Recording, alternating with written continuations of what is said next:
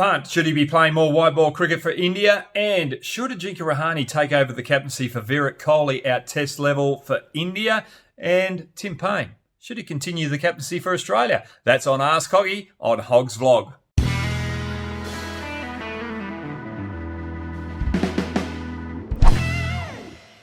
Okay, the first question off the bat. It's from Sumirarajan Sahu. Now, Mr. Sahu, thanks very much for joining me. It's a good question, this one. After these match-winning knocks, can Pant get a chance in white ball series against England? Well, I'd be putting him there right now because he's got the confidence, he's got the belief, and he's just proven himself by 2 match-winning knocks in this test series. You can't get better than that.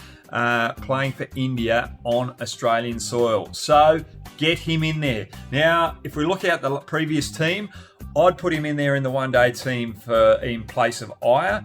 Keep your all-round options down there. Then you've got batting depth as well as bowling depth. And in the T20s, he's got to be in there for either Iyer or Sanju Samson. He can win a game off his own bat, and he's very hard to bowl to because he plays a variety of shots that are a lot different from any other batsman I've seen. And plus, I love him. He's a great entertainer.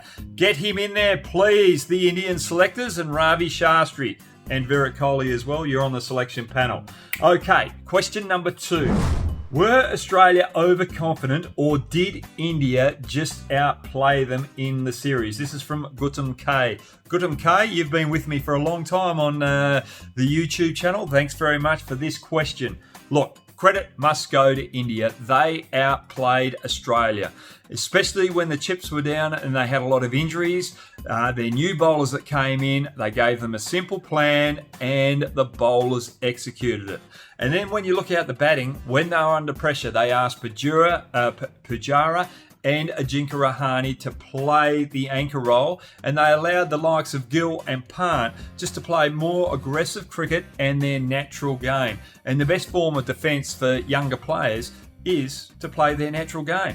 I was watching Gill there. He was hooking the quicks when he was under pressure. Now, that's his natural go-to shot. He's not a ducker and weaver, so you've got to let him play those pull shots, even though they've got 2 on the fence for a mistimed pull shot. So that was great captaincy and great leadership from the coach, Ravi Shastri.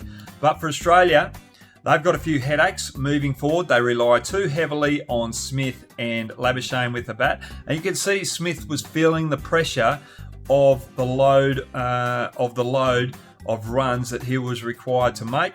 And Stark and Lyon didn't step up to the mark. They didn't step up to the plate.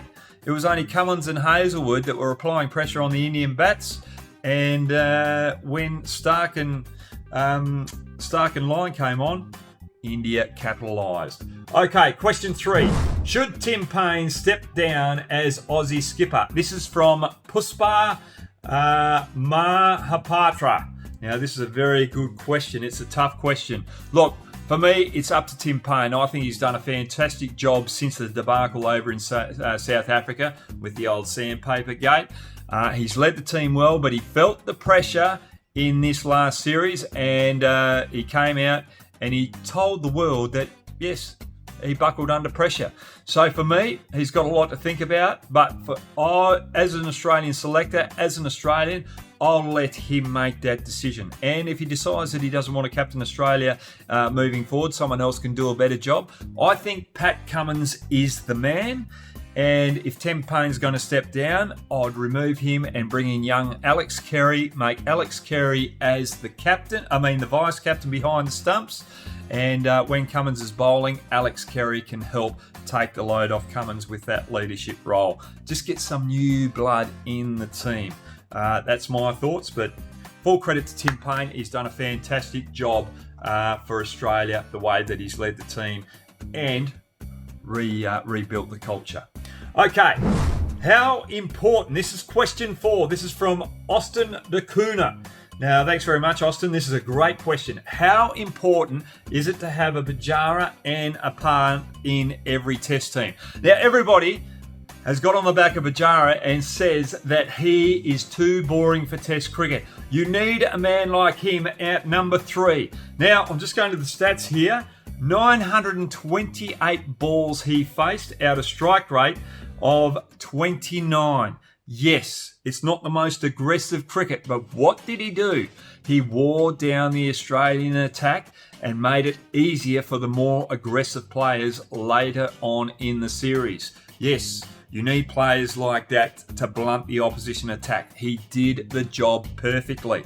And in that final innings, on day 5 of that 4th test match, he took blows on the body. The youngsters could see the pressure that he was taking, and you could see the opposition bowlers getting frustrated with his survival. And what did that do? It caused them to bowl a few more loose balls out the other end, and the likes of Rahane, Gill and Pant could capitalise on it and get themselves in a winning position. So Pujara is vital in this lineup. And then you go to Pant. Strike rate of 60 in this test series. Hoggy, it was Gill's strike rate that was 60, and that was awesome. Pant had a strike rate of 69.9. A lot better. Let's continue with the vlog.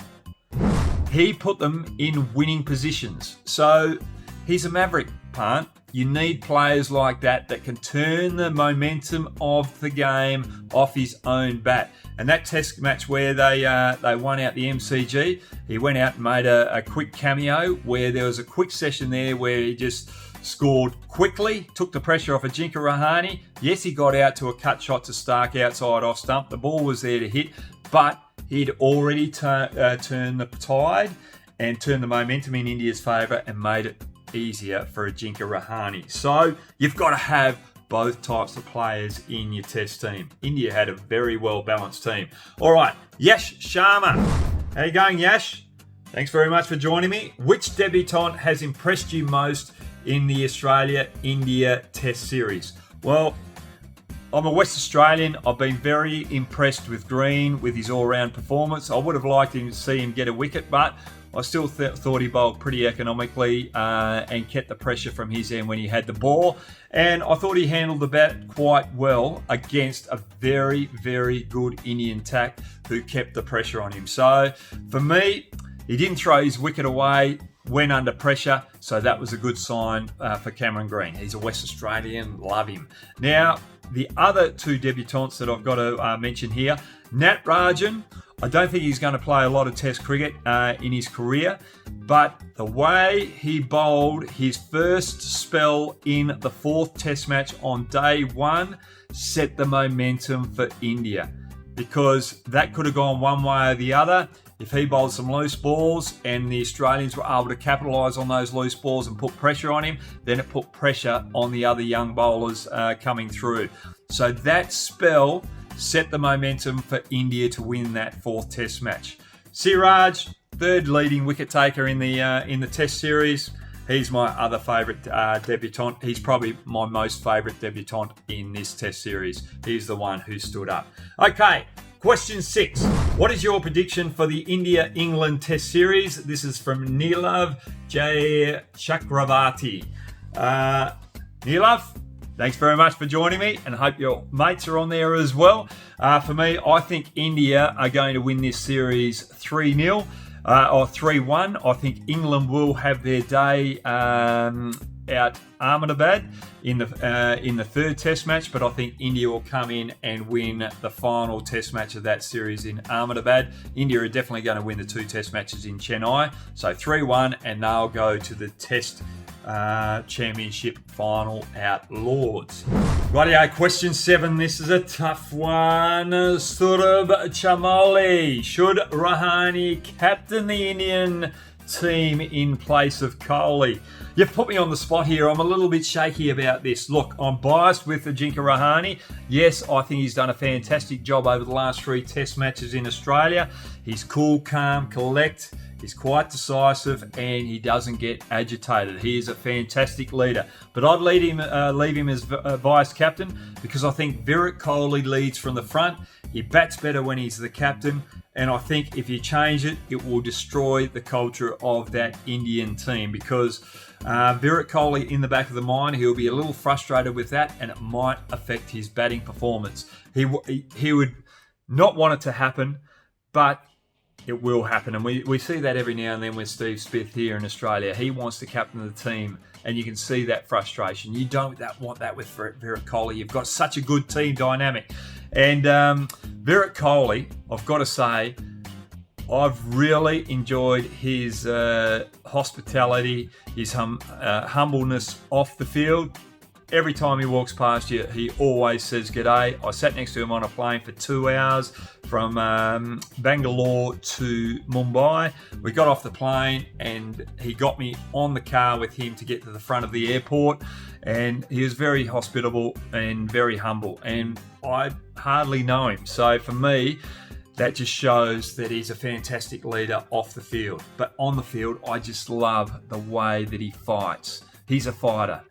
And when you're down in the dumps, he's the man to pick you up with a little bit of aggressiveness, and he doesn't mind the confrontation with the opposition. So for me, Virat Kohli's got to stay as the captain. Now guys, I'm going to be away for a week on holiday. I've got 2 videos before the one next Saturday. And that is my team of the decade, or for the last decade of T20s and one-day internationals. So just giving you a little bit of entertainment there. If you want to get on board and have a look at that and put your comments underneath, that would be great.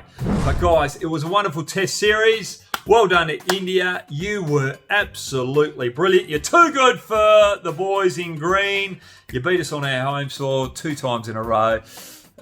You've got to be number 1 in the world now in Test cricket. Have a good day and get your mates on board and join us on Hogg's Vlog.